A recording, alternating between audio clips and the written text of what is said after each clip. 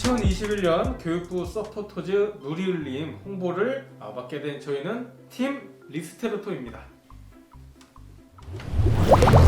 오늘은 정부 4주년과 관련해서 정책별로 교실의 변화에 대해서 이야기를 한번 나눠보고자 합니다. 작년 초만 해도 우리가 마스크를 구하기 힘든 마스크 대란이 있었잖아요. 이때 등교 주간으로 이제 넘어가려 하는 시점에서 과연 학생들이 이거 마스크를 구해서 이제 올 수 있을까 정말 걱정이 좀 많이 됐었습니다. 하지만 다행히 등교 주간 전에 마스크 물품들과 보호 물품들이 이제 지급이 돼서 저희가 이 방역을 철저히 지키면서 한 해를 보낼 수 있었지 않았나라는 생각이 듭니다. 예, 이제 학생들도 이제 서로 친구들과 서로 어울리고 싶고 뛰어놀고 싶은데 사실 이 사회적 거리두기 때문에 이제 잘 놀지 못하는 모습들이 있었습니다. 친구가 다가오면 부조기를 외칠 수밖에 없는 상황이었고 또 이런 어려운 상황 속에서도 서로 조심해가면서 이제 철저히 거리두기를 지키는 모습이 굉장히 안쓰럽기도 했고 또 대견스럽기도 했던 그런 한 해였던 것 같습니다. 선생님들도 거리두기에 이제 적극적으로 참여를 하는 모습들을 많이 볼 수가 있었는데요.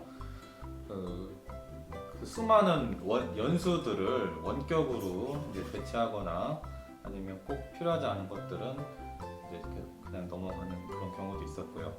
또 항상 그 선생님도 아시겠지만 회의를 할 때 대면으로 모여서 그렇죠. 회의를 많이 했었는데 그런 모습도 원격으로 충분히 대체가 가능한 그런 모습으로 변화가 됐어요.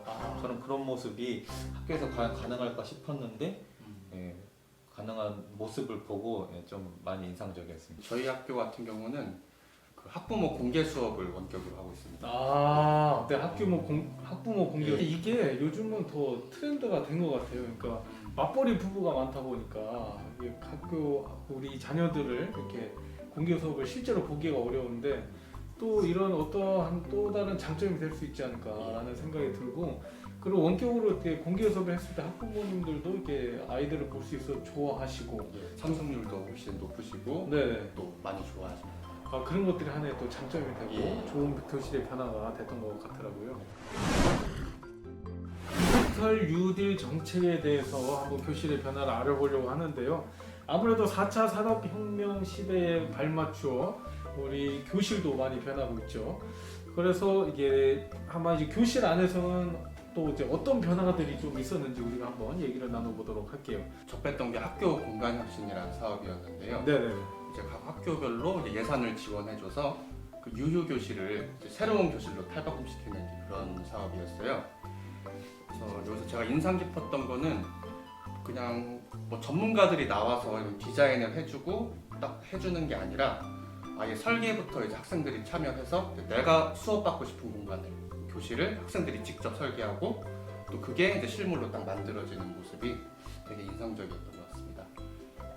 저희 학교 같은 경우에도 이렇게 그 커피숍 같은 데가 있어요. 커피숍이라든지 이렇게 좀 약간 아이들이 놀이터 같은 곳이 있는데 거기 안에서 아이들이랑 토론 수업이라든지 토의학습이라든지 이런 걸 좀 하니까 훨씬 더 개방적인 분위기에서 할 수 있는 아주 좋은 기회가 되더라고요. 그래서 이런 것들이 좀 아마 많이 도움이 되지 않았을까 좀 이런 생각이 들어요. 그 기존에 딱딱했던 교실의 형태가 아니라 요즘 학생들이 좋아하는 그런 뭐랄까 좀 색다르고 창의적인 그런 공간으로 모습이 많이 나타나서 학생들도 좋아하고 뭔가 그 안에서 학습 활동을 하는데 더 긍정적인 효과가 있는 것 같아요. 그렇죠. 예, 그런 것들이 아마 새로운 좀 변화가 되는 것 같고 또 요즘에는 그런 공간 혁신 안에다가 레이저 CNC를 넣는다든지 목공 이런 선반들을 넣기도 하고 이런 것들이 이제 메이커 교육으로도 이어지는 아주 같은 선순환의 구조를 일으키지 않고 있나 이렇게 생각이 되더라고요.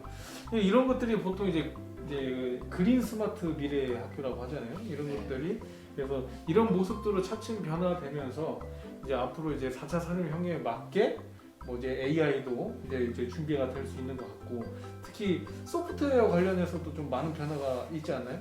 어떻게 교실에서 이런 거 해보셨어요? 소프트웨어 같은 거? 네, 저희가 이제 작년에는 주로 수업을 원격으로도 많이 했잖아요. 네. 원격으로 하면서 원격 수업을 하기 위해서는 정말 많은 장비들이 필요했던 것 같아요. 어느 정도 와이파이도 가능해야 되고 원격 수업하기 위한 패드라든가 아니면 노트북이라든가 이런 주변 장비들이 어쩔 수 없이 저희가 필요를 했었는데 그런 것들이 어느 정도 이제 많이 갖춰지기도 했고, 그래서 이제 원격 수업이 혹시 끝나고 나서도 이런 것들이 그런 소프트웨어라든가 인공지능 교육과 연결을 할 수 있는 그런 부족하지 않을까 그런 기대를 해봅니다. 코로나가 아니었으면 한참 걸렸을 변화가 어떻게 보면 빨리 이렇게 급속하게 변화된 그런 측면이 있는 것 같아요. 네. 그래서 아마 이런 거에 굉장히 좀 많은 변화에 도움이 됐던 것 같아요. 그래서 아무래도 이제 이 디지털 뉴딜 정책이라는 것 자체가 사실은 이제 국가의 큰 어떤 핵심 과제라고 할 수 있잖아요. 근데 앞으로 이제 미래 먹거리랑 관련된 건데 이런 핵심 역량들을 키우는데 좀 많은 도움이 되지 않았나 이런 생각이 드네요. 자, 세 번째는 탄소 중립 정책과 관련한 교실의 변화를 한번 알아보도록 할 건데요. 가장 손쉽게 느껴질 수 있는 교실의 변화가 뭐가 있을까요?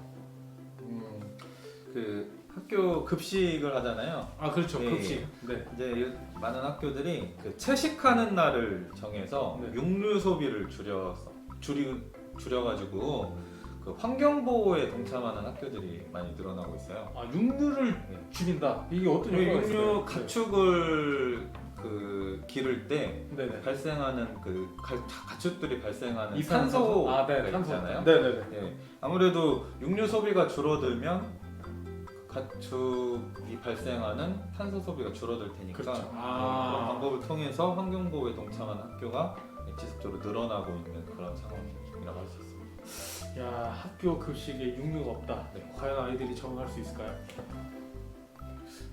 적응해야죠. 그렇죠. 아, 적응해야 돼. 어른들도 해야죠. 어른들도 네. 해야죠. 어른들도 해야죠. 또 저희가 이제 다 충남교육청 소속이다 보니까 또 대표적인 저희 충남교육청의 정책이 하나 있습니다. 뭐죠, 선생님? 365 운동입니다. 그렇죠. 예, 365 운동이 있는데 이 365 운동이라고 3대 뭘까요? 줄이기, 그렇죠. 3대 줄이기, 6대 늘리기, 그리고 5대 핵심 과제 이런 걸로 이게 진행이 되는데 이 3대 줄이기가 이제 전기 에너지, 그리고 쓰레기, 그리고 물 줄이기. 그렇죠. 이런 것만 해도 충분히 가능하고 6대 늘리기는 어떤 게 있을까요? 6대 늘리기. 환경 독서, 그렇죠. 환경 독서. 네. 그다음에 분리배출. 그렇죠. 분리배출. 그다음에 착한 소비를 한다든지 네. 채식, 그리고 친환경. 그렇죠. 친환경 제품을 사용하는 이런 정책들이 있습니다. 이 교실만 좀 살펴봐도 확실히 이런 운동들이 분리배출을 잘하는데 아이들이 많이 영향을 미치는 것 같아요. 그리고 분리배출이 이제 거의 네. 선수라고. 그렇죠. 선수죠. 알죠. 네네, 선수. 너무너무 잘합니다. 분리배출. 확실히 또 환경 독서 이런 거 하고 계세요, 교실에서? 아, 그렇군요. 저희는 하거든요. 네, 환경 독서를 이제 보통 이제 독서 이런 것들을 학급에서 많이 하잖아요. 이렇게 독서 왕을 뽑는다거나. 근데 저 같은 경우는 이제 환경 독서 책을 읽을 때 이제 어떤 보상을 좀 더 주는 거예요. 네, 그러면서 애들이 환경에 대해서 좀 더 생각을 하고 이제 또 중요성을 가지고 이제 실천하려는 이런 노력들, 이런 것들이 이제 아이들의 교실의 변화에 좀 많이 도움이 되는 것 같더라고요. 그래서 우리가 이런 노력들이 교실의 변화가 있다 보니까 앞으로 좀 더욱더 이제 환경보호에 힘을 쓸 것 같고, 정말 전 세계가 정말 환경을 위해서 노력하고 있구나 이런 것들을 좀 느끼게 되더라고요. 근데 이런 노력에 저희 교실 학교에서도 또 교실에서 이런 노력을 하고 있다는 게 굉장히 좀 많은 뿌듯함이 생기는 것 같습니다. 긍정적인 교실의 변화들이 일어나고 있는데 저희가 마지막으로 선생님들 입장에서 이제 앞으로의 기대하는 학교에 대해서 간단히 한번 소감을 들어보고 저희가 오늘 얘기를 마쳐보도록 할게요. 저는 뭐니 해도 네. 어서 빨리 이 코로나 상황이 종료가 되어서 학생들이 교실에서 마음껏 이야기하고 함께 활동하고 체험학습도 얼마든지 다닐 수 있는 그런 예전의 일상으로 돌아가는 그런 모습이 빨리 찾아왔으면 좋겠습니다. 그렇죠. 이제 학생들 얼굴을 보지 못하고 있어요. 그래서 마스크 때문에 학생 얼굴을 좀 볼 수 있는 날이 왔으면 저도 좋겠습니다. 하지만 지금 아직 코로나는 진행 중에 있고 저희는 계속 지속적으로 방역에 철저하게 방심하지 말고 해야 되지 않을까 이런 생각이 듭니다. 발전적인 모습, 그죠? 네. 저는 이번에 교육부에서 기후행동 1.5도시라는 어플을 만든 걸로 알고 있습니다. 아, 네네네. 또 학생들이나 이제 일반인들이 환경 그 보호와 관련된 행동을 실천할 수 있도록 만든 이런 어플들이 있는데 뭐 이런 거의 사용으로 이제 국민들 아니면 뭐 학생들의 환경 교육에 대한 관심이 높아져서 다 같이 녹색 성장을 꿈꾸는 그런 학교가 되었으면 좋겠습니다. 네, 저희들의 많은 소망 그리고 기대하는 바가 있는데 이런 것들이 이제 현실로 다가와서 더욱더 행복한 학교 또 즐거운 학교가 되기를 바라겠습니다. 이상입니다. 감사합니다.